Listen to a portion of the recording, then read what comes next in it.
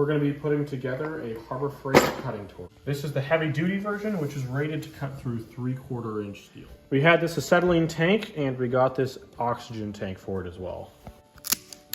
For now, we'll be using the cutting torch and we'll snug it up.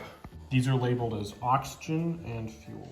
We'll put green on the oxygen side and red on the acetylene side. The oxygen side is a forward thread.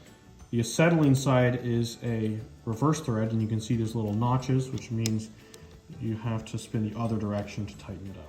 That way you can't accidentally mix up the oxygen and the acetylene. And snug it up.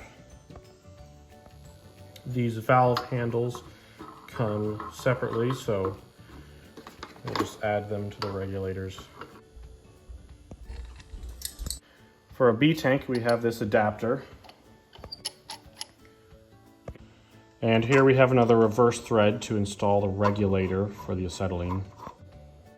And here's our oxygen regulator, and we'll temporarily secure it to this dolly. We'll connect up the tanks by putting green with green for the oxygen and red with red for the acetylene. Once again, we have a reverse thread on the acetylene side.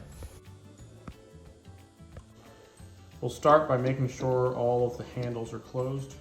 We have the acetylene set to about 3 psi and 30 psi on the oxygen. After the acetylene and oxygen are turned on, you can adjust these handles here in order to change the outlet pressure. Let's go ahead and strike it up. And to do the cutting, you can squeeze the handle.